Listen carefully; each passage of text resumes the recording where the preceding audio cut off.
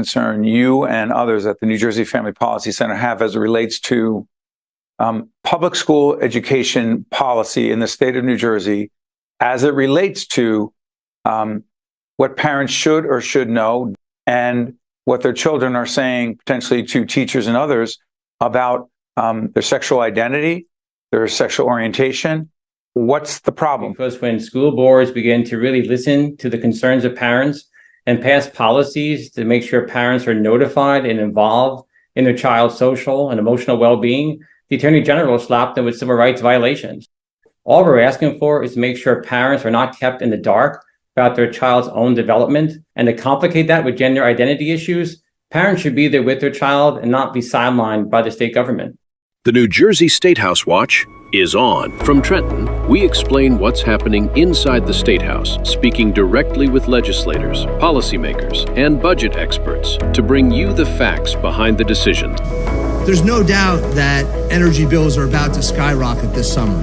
$300 million to Newark billionaires? That ain't cutting it for rural New Jersey. Enough of it. Madam Clerk, please on the sheet for a vote. Received 46 votes in the affirmative, 25 in the negative, and 0 abstention. We break down bills as they move through the New Jersey legislature before they become law. With your hosts, Jack Brangan and Constance Ditzel. So stick around. Here's Jack and Connie. Welcome to New Jersey Statehouse Watch, and welcome to Daylight Savings Time.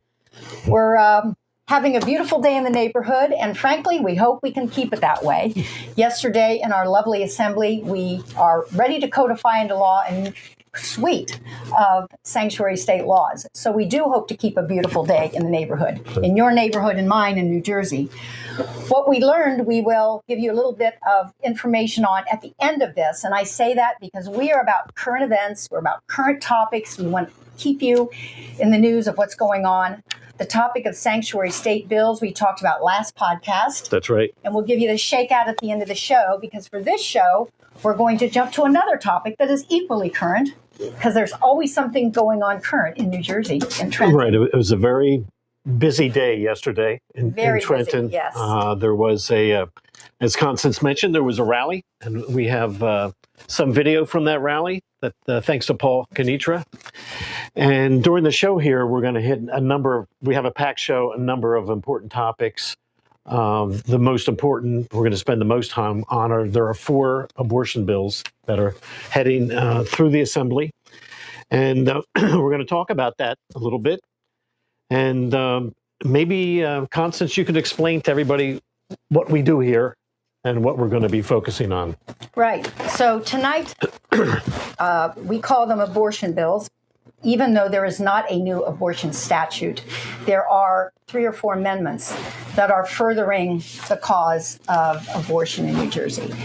So again, we wanted to address this not just because it's current, because when we were on the campaign trail, as we mentioned before, both of us ran for assembly, we learned that many people do not know something very, very important about our laws in New Jersey, and that is you can have an abortion in the state up to any there is no gestational limit. That means right. Up to 9 months for any reason.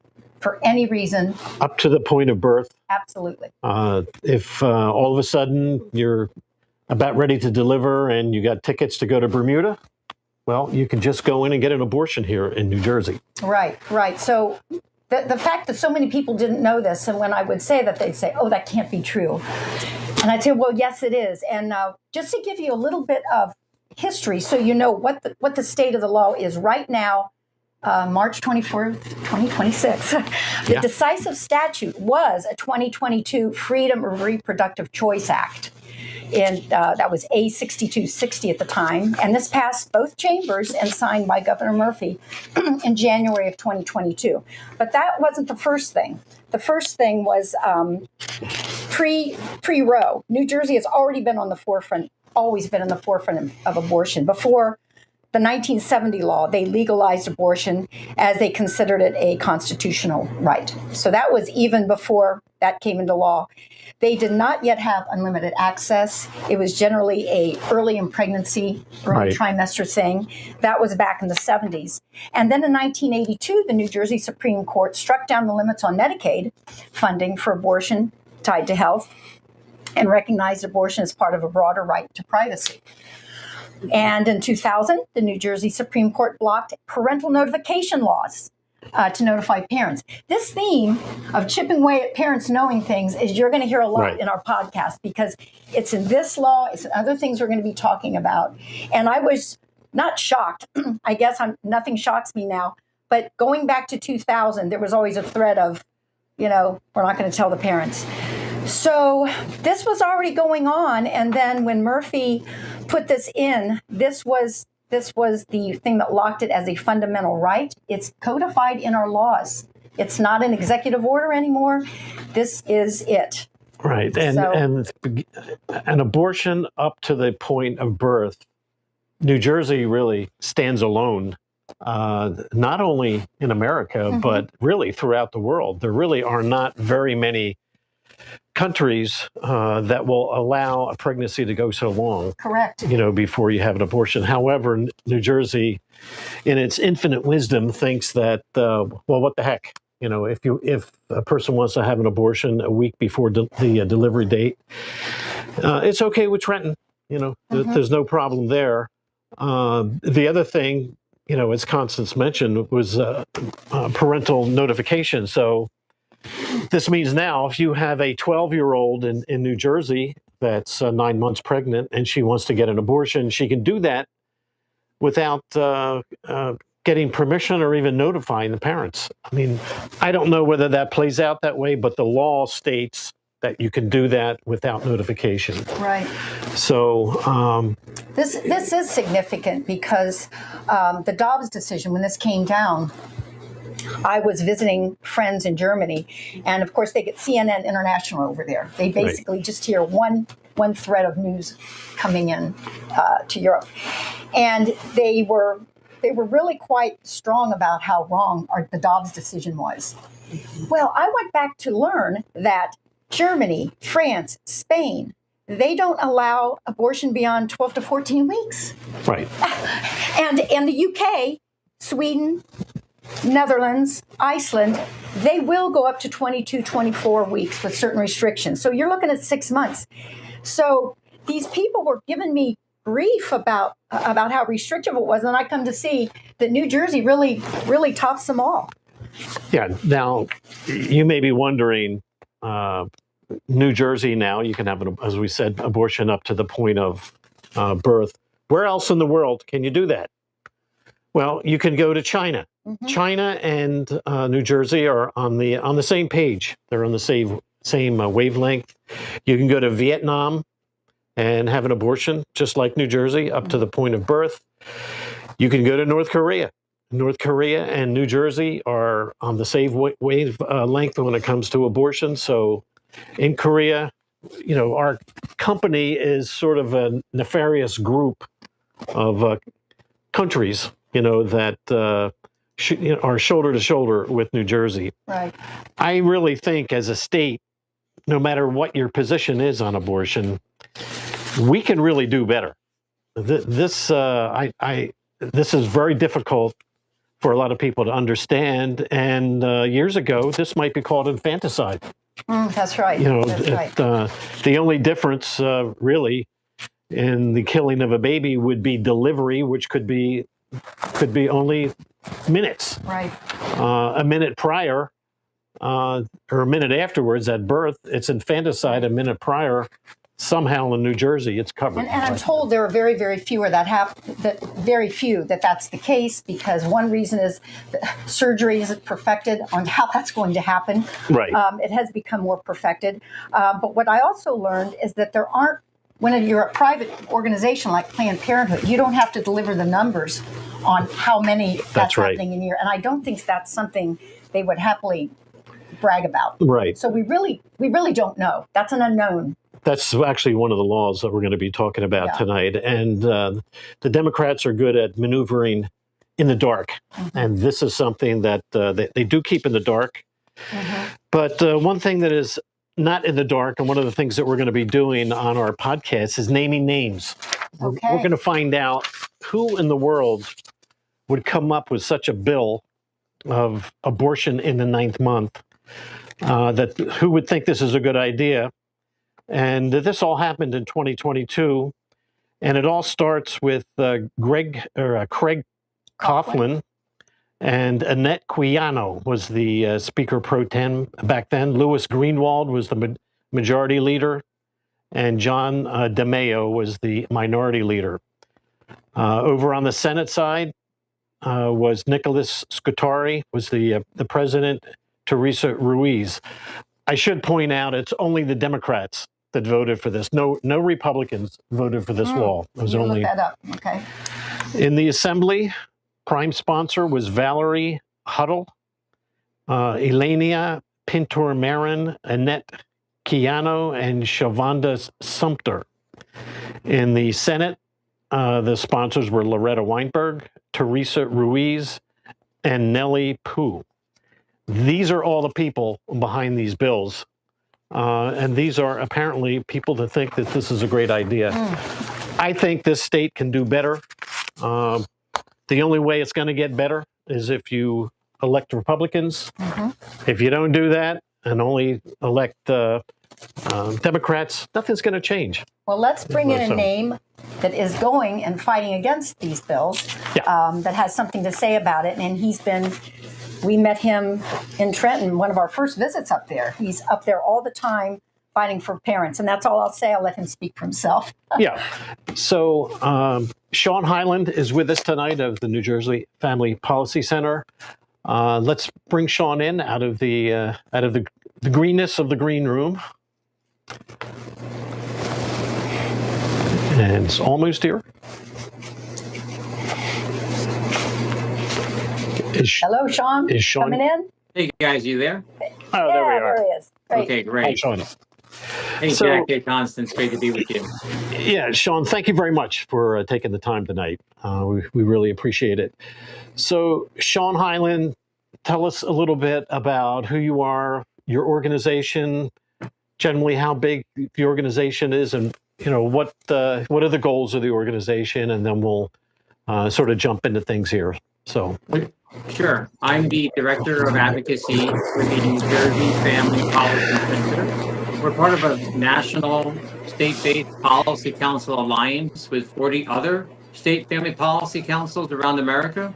Our vision in New Jersey is to see a state where families thrive, life is cherished, and parental rights are protected so that God is honored.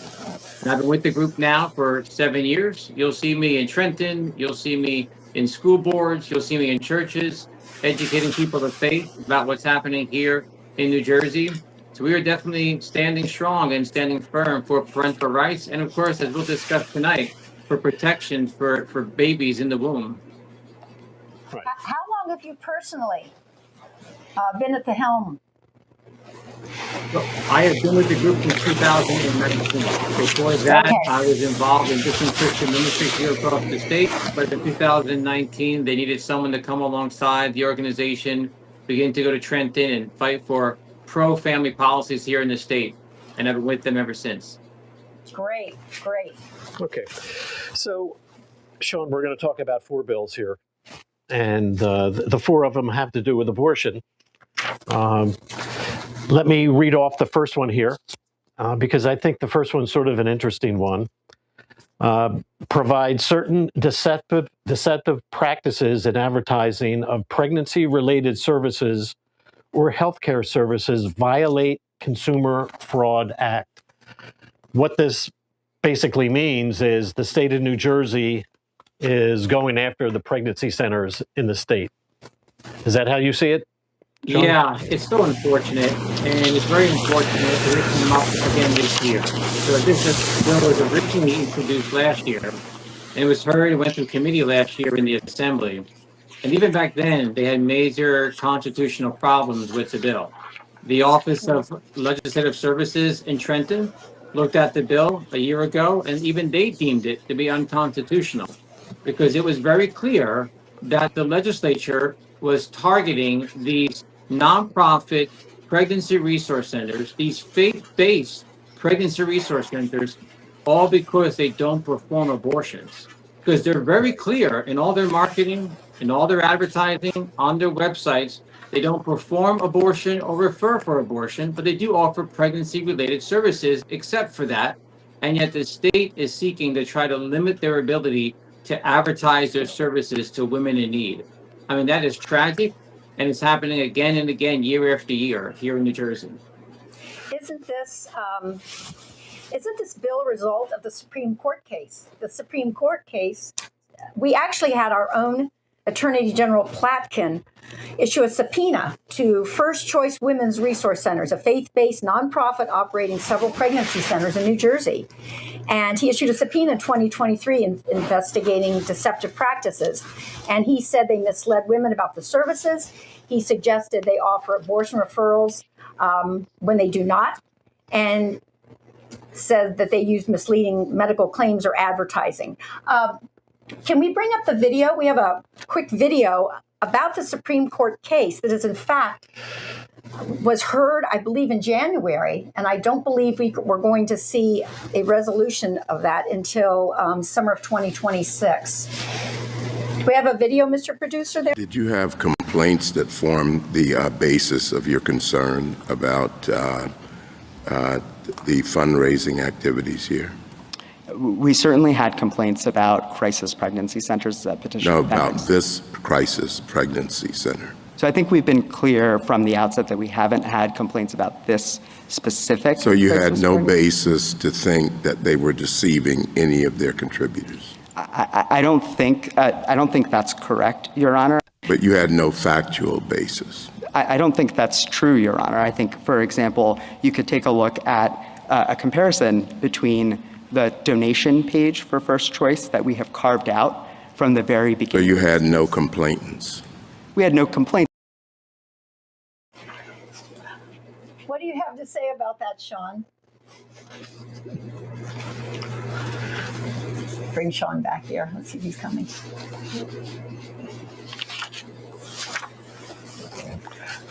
I think Shawn's timing out. Yeah, that was kind of, we saw this as part of Clarence Thomas's reaction. So there haven't been complaints. Right.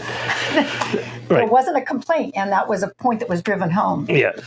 I think Shawn might have to dial back in here, but, you know, the core of this bill and the complaint was based on consumer fraud, that the pregnancy centers were being fraudulent in that they were presenting themselves as a medical center, and as such, they should, include abortion in their services.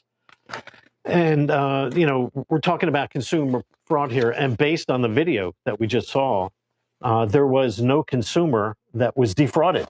Right. Right. So there was no complaint. So that would lead you to believe that there is an aggressive posture from the state of New Jersey, that this is in itself fraudulent, that this really had nothing to do with consumers, that this is really the state of New Jersey trying to make itself one of the epicenters of abortion. And so that there were no complaints. There was really no fraud that took place. And I think this is just, as I said, this is just the state of New Jersey going after these pregnancy centers, which, by the way, do not take taxpayer dollars at all. No, they're private.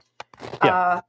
And to the point, it's like if there was false advertising, only 4 of the 19 Planned Parenthoods in New Jersey offer prenatal care. It's on the website, but if you walk in, it's a good case for false advertising if it's not going on. I mean, you could make the same case that they're false advertising. It is. Saying on their website, and yet if only 4 out of 19 offer prenatal care, then that could be considered false advertising. Yeah. Again, folks, this is your taxpayer dollars. These lawsuits are major, they're big, they're time consuming. We have sat in Trenton, we've sat in Supreme Court hearings in Newark, and you sit there and you think, what are we doing here? Right. So you have this case with the pregnancy center where they're asserting fraud when there actually is none. And then you have Planned Parenthood, which really has nothing to do with parenthood, as you said, which is actually the fraud. And, that seems, this is just totally fraudulent, actually. It's a lawsuit. Most people would know, most people, or any young woman who's getting advice. Right. Planned Parenthood is a very big organization. Anybody knows or can find out very quickly where to get an abortion. You can find Planned Parenthood readily. And by the way, Governor Murphy made it clear that we quadrupled our funds to Planned Parenthood 4 times from when he started in 2018. So we have quadrupled our funding for them. So there's plenty of money there for what they call reproductive care. But if you really want reproductive care and you want to reproduce and you go to a pregnancy center, then it looks like you're under scrutiny. So the fraud keeps going, though, because I think there was an Oprah request concerning some of the information around these pregnancy centers, and also an Oprah request to the state attorney general. And it turned out that the attorney general was in collusion with Planned Parenthood, so that this law that we're discussing here was actually written, in partnership with Planned Parenthood. So you might tell folks what an Oprah request is, because they only know what Oprah Winfrey. Yeah, actually, that's right. I'm not sure what it stands for, actually. So open records, request. Open records Oprah request. So in other words, there are many, many things that you can actually write and you are entitled to get information on. It's called an open records request. Yeah. It looks like Shawn's back. Yay, Shawn. We were worried we lost you. Yeah, I was hearing the video from Justice Thomas and somehow it cut out after that. Not sure what happened there. Okay, so why don't we go on to the next bill? All right. The next one here is Bill A 1970. This is where New Jersey enters New Jersey in Women's Reproductive Health Care Compact. Okay, and this is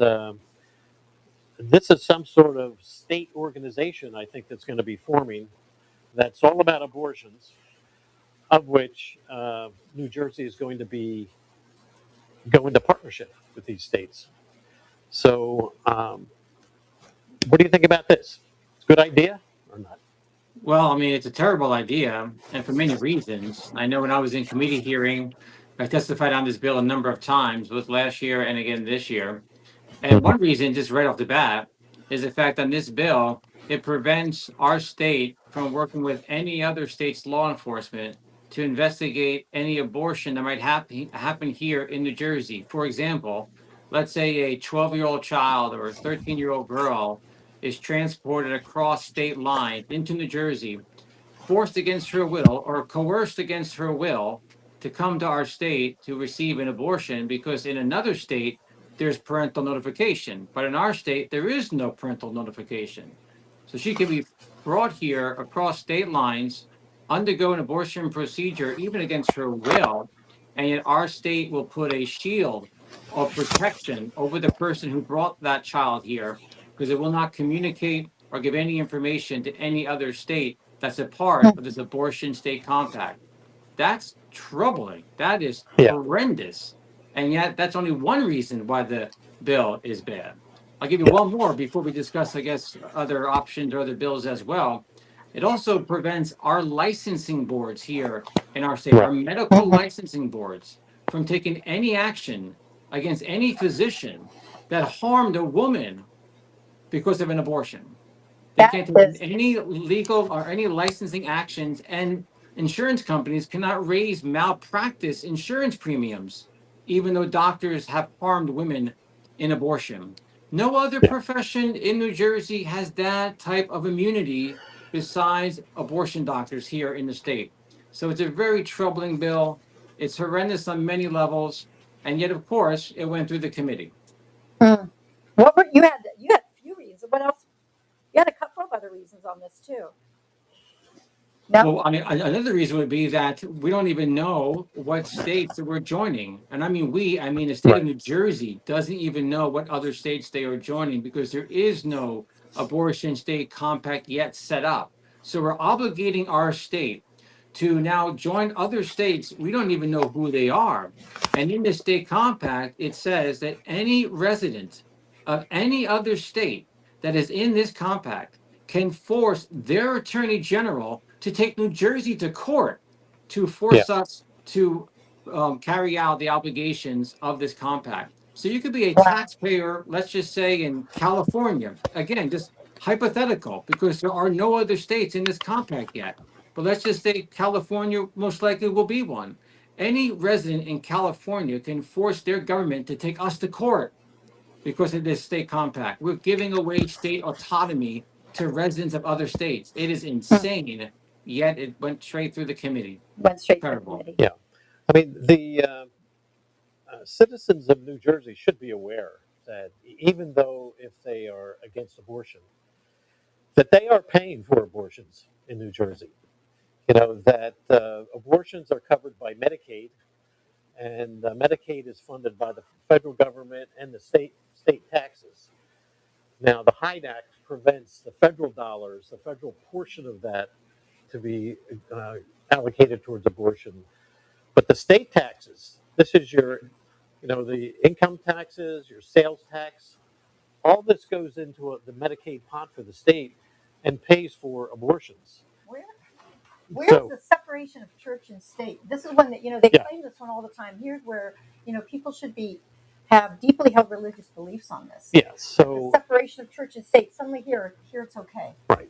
And there are situations that I don't think it's common, but if an undocumented person comes into the state of New Jersey with no insurance, no money, 9 months pregnant, and they need to get an abortion, they will get an abortion here. And part of it will be state funds, part of it will be donations, a pool from donations and that sort of thing. So to me, this pact, if we look at this 10 years down the road, this is going to be, all these states are going to be exchanging patients in and out of the states for abortion. This is like an abortion union. It's just not a good thing. No. Let's ask him about another one. I feel like we're on a game show, except this isn't a game, it's for real. This is Bill A4532. Right. It prohibits the sharing of automated license plate reader information for interstate investigation concerning reproductive health care services that are legal in New Jersey. What does that mean, and why would you oppose it? Yeah, so similar to the abortion state compact bill, this just takes this one point and puts it in this bill alone. So again, it would allow anyone to bring any child here, of course, or a woman, but let's just say a 14 or 15-year-old girl could be brought here to New Jersey to undergo an abortion, even against her will, even by a human trafficker. Now, again, that might sound extreme, but there was a former human trafficker who testified against the bill, knowing how this bill would potentially open up New Jersey's borders to allow human traffickers not to bring girls here to undergo forced sexual acts. No, I'm not saying that. But they could be forced and be sexually abused and be raped in a different state and become pregnant because of that forced sexual encounter. But then in that state, that abortion may not be legal. So they force the girl to come to New Jersey to undergo the abortion, to put her back on the market in the state where she came from. And yet that transaction, that travel from one state to another, if a law enforcement agency, let's say in Ohio, was looking for this because they have some evidence that this was going on, New Jersey will not share that information with that law enforcement agency because abortion is part of the reason why they traveled here. This is very current to us. People hearing you talk, they're going to think, there might be some isolated incidents. Well, we were both part of a symposium 2 weeks ago, the New Jersey Coalition Against Human Trafficking. And I was happy to see it was a real great mix of people. Some of the the new Attorney General's people were there. We are very united in human trafficking. Let me tell you, it is alive and well in New Jersey, and we also learned that major sports events bring it even more alive. We've got a World Cup coming up. Right. And that was one of the reasons they had this coalition come together. So this incident you're talking about, this isn't, oh, there's going to be one or two gals here. No. This is an operation, and there's every reason to be very concerned about it. And this is all fresh information for us that we learned how deep it is. And also, this is helped by the fact that we're a sanctuary state, and we make all of this easier. All right. So, not sharing this information is a boost to the human traffickers. Oddly enough, it is, Women's History Month, and all these bills, the victims continue to victimize women. In this case, trafficked young girls. In this particular bill, the Association of Chief of Police head came on and testified. Maybe you were there when he testified against this bill. So this is a guy that's spends his life in law enforcement, and I think they should probably listen to him. Really. But this is all about abortion in New Jersey. Mm-hmm. New Jersey's got a thing about they want to be at the abortion center. So the next one here is A4074. This is the last one. This establishes a travel advisory. Right. A reproductive health travel advisory. And this requires the New Jersey Department of State to create a travel advisory so that pregnant persons, and I believe it is worded pregnant persons, can know how restrictive other states' abortion laws are so that the residents can make decisions when planning their travel when they're pregnant. This is kind of interesting because this came up in the last legislative session, right? And they were talking about this last June. And I remember distinctly that this was brought up when they were trying to get through committee the Fairness in Women's Sports. Right. And they didn't have time, but they had time for this. So Fairness in Women's Sports, which is pro-women, I think, was tabled and put back in committee, and this was brought up. So what are your comments? I have some comments, but what are yours first, Shawn? Yeah, so first comment is, so in the last legislative session, this bill was passed by both chambers and sent to the desk of Governor Murphy. And yet even Governor Murphy vetoed this bill in the last session. That's how insane and ridiculous this bill is. And yet here we go again in this new session. It was reintroduced. It got through committee a couple of weeks ago. And then just yesterday on Monday, we're not getting the audio here. The state Senate passed it. Are you able to hear me? Just a moment, Shawn. Can you hear me? I can hear you. Yes. Can you hear me? You're very faint. Can you hear me now? We can see you. You look great. Well, that's good. That's step in the right direction. But while we're looking at that, maybe we can also put up a map. This is a color-coded system where blue, full access to reproductive care without risk of prosecution. Yellow, here's your states. There you go. That'll give you an idea. Yellow, exercise increased caution. Some restrictions, legal risk possible. Reconsider travel. Severe restrictions that could lead to prosecution or denial of emergency care. Now, this is actually, we're leaving ourselves wide open because there is, in fact, no state in the union of that I'm aware that would deny emergency care. It is a misnomer that they would not save the life of a woman over the child. That is an absolute misnomer. If I were one of these states and I was one of these red colors, it seems there'd be a case for lawsuit, although I don't know that they would bother. But this is outrageous. Yeah. And the fact that this is given priority is really interesting. If New Jersey wants to make enemies from other states, this is the way to do it.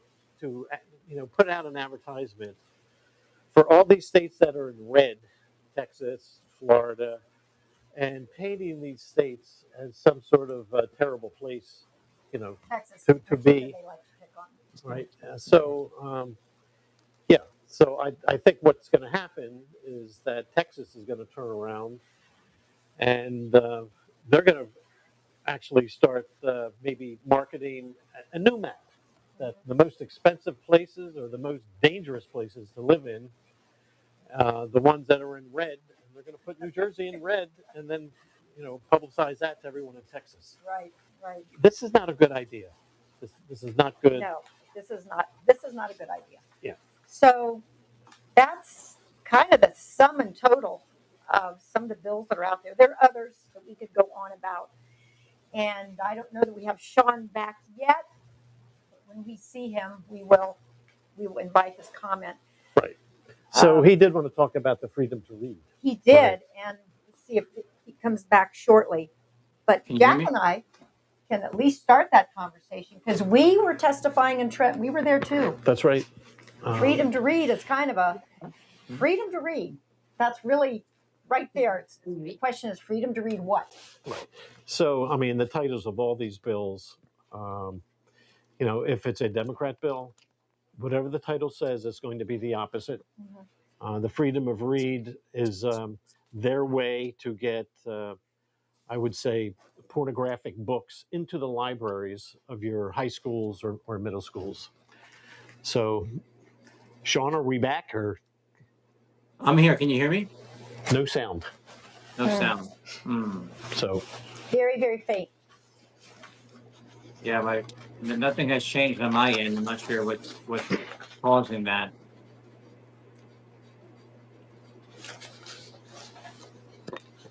So. Let me keep trying here.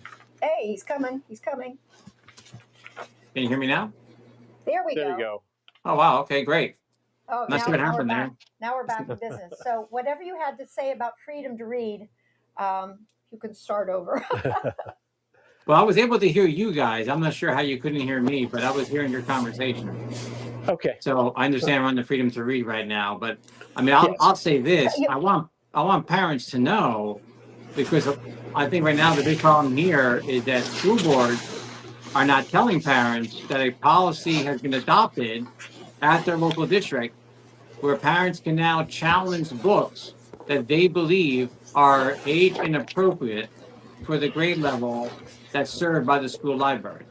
So the one thing the Freedom to Read bill did, it said that you cannot restrict access to a book because of the viewpoint or the author, unless it's inappropriate for the grade served by the school library. If it's grade developmentally inappropriate.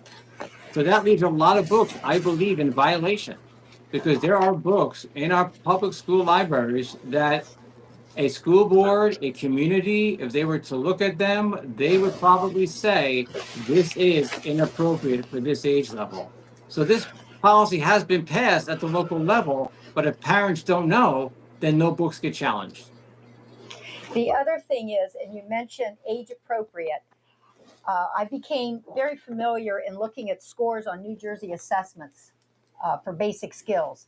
And in that same data, you will find the percentage of developmentally challenged children and students in these school districts. And all the school districts across New Jersey, and we're talking as of 2 years ago, so I'm not thinking it's better, 15 to 19% were developmentally challenged. So if you have nearly a fifth of your student population not in an age-appropriate level for reading and other skills, this is exactly who you don't want in an age-appropriate shelf for a sixth grader if they're not operating at sixth grade level in other ways. Yeah, these books, this is all about obscenity and pornography. The books that we have seen can be described no other way. They're at least obscene, if not pornographic. Very much so. And I will say, you testified, we both testified at that hearing. And I remember people brought posters. We didn't show them to the audience, but they were facing out to the assembly. People could see them. And I remember I was interrupted. I think I was speaking, and Senator Zwicker said, that's not obscene. And the retort was, it's obscene by virtue of our own obscenity laws in New Jersey that aren't from 1620, folks. They were revised in 2022. So I guarantee you that these 2022 obscenity laws Now, schools have what's called qualified immunity, but nonetheless, if you would take this book and it was read out in the street or in the park, You'd go to would jail. be hauled into jail reading that to a child. That's right. So, yeah, that one also, as you mentioned, the librarians, even though some of these books are obscene, they do get immunity from prosecution for breaking the New Jersey obscenity laws. I also think that this has kind of gone quiet. This was signed by Murphy in December of 2024. And it's kind of gone quiet. All school districts were supposed to come up with what they call a model policy. Right. To the degree each school board has really looked at these books, or if they're just handed a sheet by the ALA, I would think it might be the latter. And not all schools make it readily available for parents to be perusing the library. Right. But believe me, if you have a child in school, remember we talked about this thing called an OPRA request, open records? Yep. If I had a child in school right now, I would want to be able to at least go into that library and look myself. And if they didn't let me, I would use an open records request to at least do that. That would be my advice if anyone's sitting out there with a child in any of these schools. Right. Any other thoughts on this, Shawn? Or on the part that we were talking about before when we couldn't hear you? Well, yeah, and along the lines about the school library, some school districts have adopted a software program called Quest. I believe it's called Quest, where you can go online to the school website and access the school libraries. You can see what is in there. But again, that's not everywhere. That's probably a minority of districts. But if you're a parent and your school library books are not listed on your school website, it's possible for them to do that. So you should go and advocate to your local school board to buy the software that the library catalog can be accessible online on the school website, because it is possible, and this happened in some places. Thanks for it's called Quest. The school board member that I spoke to that has it in their school district, they believed it was called Quest. That could be incorrect, but that's what I was told. I have to do some more research, but they actually have it right now on their website. Okay, well, there's a new commissioner of education, and at the state level, and she does have public hearings. This would be the opportunity to bring this up, because this should be mandated across all 600 school districts. This is, especially with this freedom to read, is mandated now for all 600 school districts. The flip side of this, we should be able to see these books. Yes, Shawn, mark your calendar. We think the date for next public comment is May 6th. Right. And please, I want your viewers to know that only applies to school libraries, not necessarily to the teacher's classroom. So who knows what the teacher might have in their classroom? The bill directly applies to school library. So I would still, if I was a parent, do some digging on what's in that classroom, because if that's not accessible to be checked out of the library, it's a personal library, let's say, of the teacher that's sitting there for students to use or access during free time. I'm not sure that would fall under the oversight of this law. So there is still a risk that even if books are challenged, you might find them in places besides the library. Good point. Thank you. Okay, why don't we finish up with 5756? Right. There are lots of things your group handles, and good old policy 5756. People, we fly that number out there, but I guess we should make clear that it is about establishing a gender curriculum that starts with grade 1. In New Jersey, right? New Jersey, and the name of the policy. So this is not my name. The name of the policy is transgender guidance. Transgender guidance. It is not. Right. It is their own name. It's called Transgender Students District Policy 5756. Yes, and with this policy, as some people might know, it's not mandated. That's right. Districts thought it was when it first came out 5-6 years ago, so they did adopt it. But since then, many districts have repealed it, and in court, twice in court, the Attorney General's office acknowledged that the policy 5756 is not mandated. They conceded that in court to the judge. So 2 different court cases, one in Hanover Township and then one in Monmouth County, 2 different court cases, both judges decided that this policy can be repealed at the local level. So if any school board doesn't repeal it, it's not because legally they can't, it's simply because they don't want to.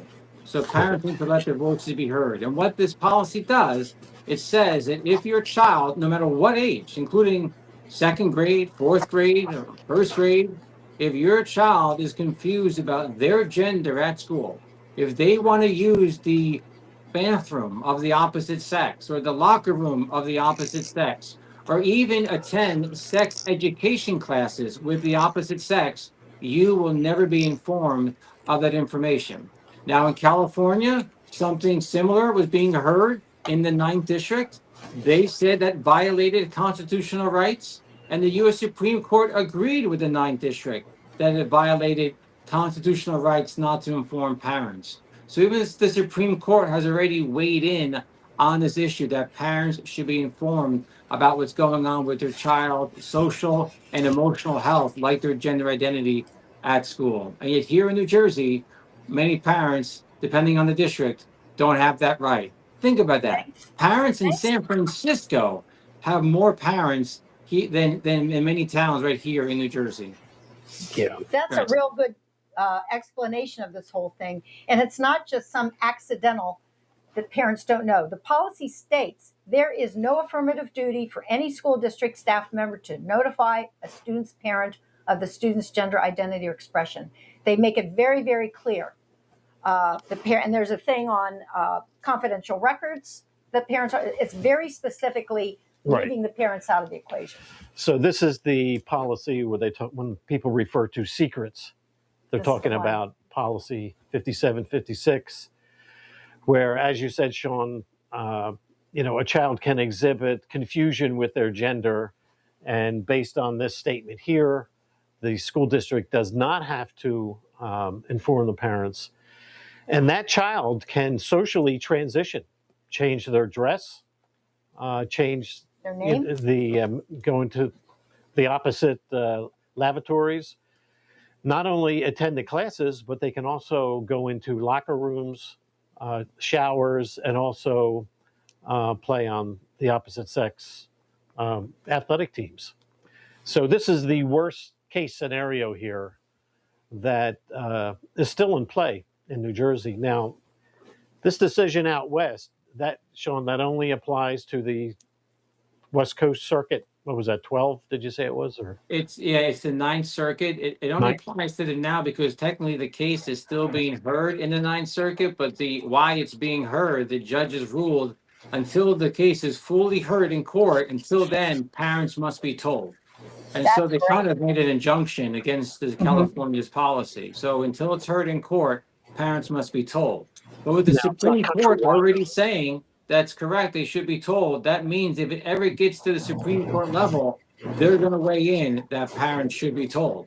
So we know what the outcome is. We know what the end result is. It may take years to get there, but the Supreme Court is not going to allow parents to be lied to here any longer. Yeah, I believe, and you may be aware of this, we have a one under appeal here in New Jersey that could be significant. Heaps versus Delaware Valley Regional High School. This is public knowledge, it's public information. It's going to be heard apparently in Philadelphia at the Byrne Building sometime this year. Right. So that could be very significant for New Jersey. So you and I, and we're going to want to keep on top of that one. But it's, I think, also in a case under appeal. Are you aware of it yourself? Yes, that'd be in the 3rd District. So let's just, right now in that case, the judge has decided to keep parents in the dark here in New Jersey while the case is being heard, opposite of the 9th District. But if these two districts, the 9th and the 3rd, come out with different outcomes, like legal different outcomes, let's say the next year or two, and they're in disagreement, eventually then it's going to go to the U.S. Supreme Court. But we already know what the outcome will be there. They will protect parental rights. So even though in the immediate sense the fight is real, we are very hopeful that in the long term we're going to win. Well, that's good. Things look hopeful anyhow. Yes. All right, so I think that's on our list here. Is there anything else that we should keep our eye out for that's like high on your radar screen here in Trenton? I guess one simple thing real fast I'll throw in there is just age verification for online pornography. I know that there have been bills sponsored here in the state by some Republican legislators. We hope, I believe now, some Democrat legislators will also become prime sponsors of these bills. We're not sure if they're going to move. We're not sure if they're going to have a committee hearing. Unfortunately, it's already been passed by over 20 states in America where you have to have age verification to access online pornography. But yet, for some reason here in New Jersey, you don't need age verification to go online and find that material. Again, children in Texas are more protected than children in New Jersey. And it simply shouldn't be that way. Yeah. And that's already been tested in the Supreme Court. So it doesn't have to go that route. So. Well, we appreciate you showing up for us tonight. Sorry about some of the communication glitches, but we got a good part of your comments in. Yeah. Well, it's great to be with you tonight. Yeah. Sorry about the communication issues and the technology. It's always a challenge sometimes, but hopefully I was able to communicate what I had to say tonight to your audience. It was great to be with you. Okay. Well, thank you so much. Thank you, Shawn. We'll see you out in the neighborhood up in Trenton. I'll be there. Okay. Thanks. Bye-bye. I guess we'll just take a short break. Yep. So we'll. America's Pulse Network. The mainstream media is bought and paid for. The truth is twisted to fit their agenda. But America is waking up. Because podcasts are the future for trusted media. Welcome to the America's Pulse Network. It is a network built by patriots that upholds the Constitution. But America's Pulse Network stands for God, truth, and the America First movement. There is no corporate propaganda, no government spin, just real news, real talk, and real voices fighting for faith, freedom, and the future of this great nation with common sense. Here are some of America's Pulse Network podcasts. Alexandra Levine Live, hosted by Alexandra Levine. Jersey Shore Podcast, hosted by Damon Galdo. The Conservative Corner, hosted by Seth Eisenberg. The New Jersey Statehouse Watch, hosted by Jack Brangan and Constance Ditzel. APN's The Pulse is moderated by either Alexandra, Damon, Elena, or Seth. Also tune into America's Pulse Network on the following social media platforms: X, Rumble, Truth Social, Parler, Facebook, YouTube, and Spotify. Join the revolution because the pulse of America beats for God and country. America's Pulse Network is for faith, family, freedom, and... So we are back. So we'd like to show you a video from yesterday. We've got it's a 1.5 minutes, not long at all. But this pertains to being at the Statehouse yesterday in Trenton when the sanctuary state bills were codified. Right. Can you throw that up there? Yeah, this was the Paul Kenitra.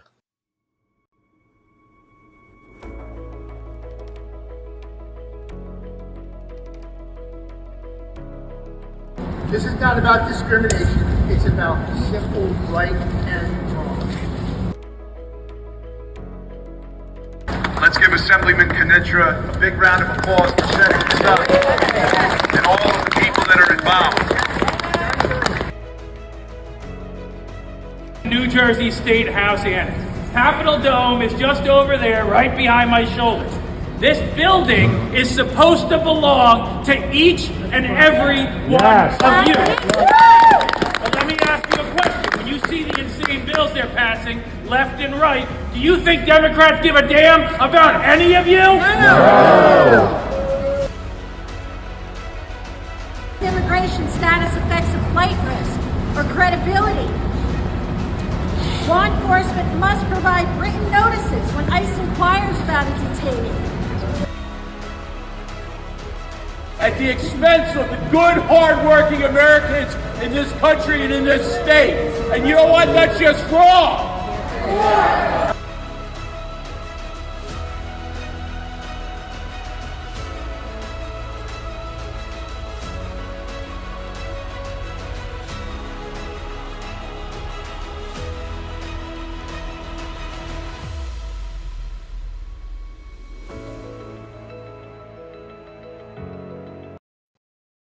Okay, we missed some of the video there, but you heard what was going on. This was on the Statehouse Annex.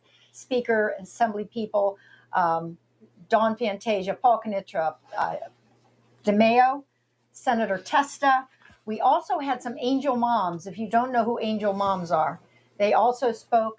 These are parents who have lost their children at the hand of illegal immigrants and by fentanyl, which is sailing across the border at rapid speed. We had a mother there whose son lost his life to fentanyl. So it was a rather moving rally. Yeah. It was very moving, but it wasn't moving enough.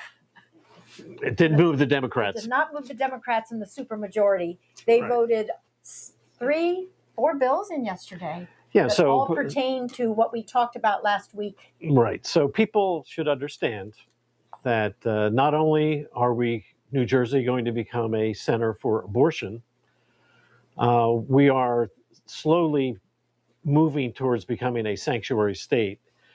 And yesterday, with the vote in the Assembly, was a big milestone where despite the rally and despite wonderful presentations by Dawn and Paul and several other Assembly people, very compelling speeches, the Democrats were unfazed. They couldn't care less. So all the Democrats voted to make us a sanctuary state. What this means now, I think the Senate is taking these bills up. Mm-hmm. In the Senate, the Democrats have the majority as well. And so likely it will become law. It'll be passed in the Senate. And that's where we are now. It was passed in the Assembly. Mm-hmm. It's over in the Senate. If it gets passed in the Senate, then it'll go to Mikey's desk. And to be clear, we have already been a sanctuary state since 2018 with the Immigrant Trust Directive, which is kind of like an executive order. This stuff was codified into law yesterday. Right. That's why the Assembly met. That's why the rally on the same day. And I have to say, very, very concerning that they were not moved by the deaths and the loss of life. They're not moved by the number of people that trudge their way across these borders and that are trafficked. Yeah. Or that have to pay a lot of money to cartels to get through. And you'd think if that didn't work, that they would be moved by the fact that we're spending $7 billion a year of taxpayer dollars. That boggles my mind. But you got to remember, they're earning $86,000 apiece for part-time work. So maybe this doesn't affect their pocketbook. Right. But we are paying for this, my friends. Yeah. The Immigrant Trust Directive was passed in 2018. This was codified in one of the bills yesterday.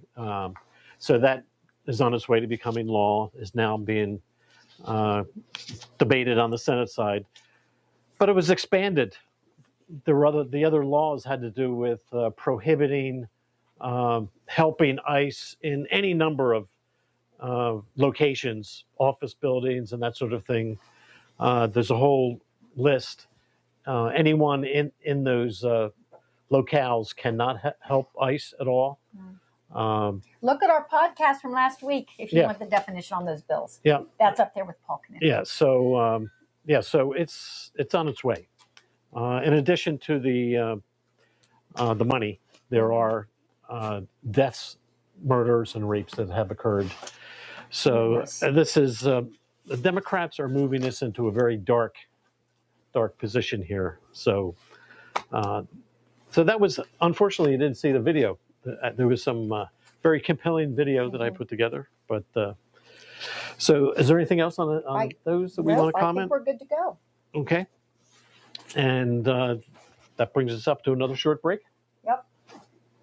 Mr. Producer, I think we're there. What do you want me to do?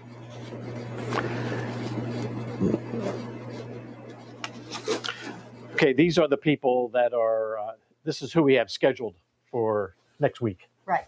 Okay, right. So maybe you can talk. Yes, next week we have, or next 2 weeks, that will be April 14th. Right. April 14th. Melanie Dragone, she is from the New Jersey 5-PAC, which is the public institution on public health.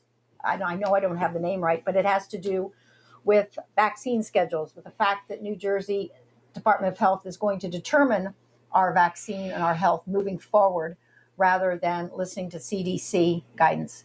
So they are very informed. They're a great grassroots organization that has sprung up and doing phenomenal, doing a lot of work. They're very instrumental in getting our kids out of masks when it was time for it to end. Yeah. So please come and listen in when we have Melanie here. And then after that, who do we have? That's April 28th. Yeah, it's hard to say, but That's it's Dawn. Dawn Fantasia. Yes. Yeah, I mean, she's all over the place on all. She's another great spokesperson, warrior in the assembly. She's going to be a really good interview. I think she's probably.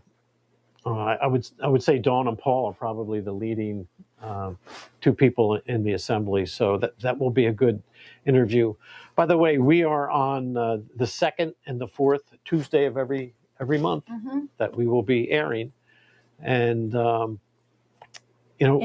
are going to be coming up with some 3 or 4 other guests as well that you'll be notified about.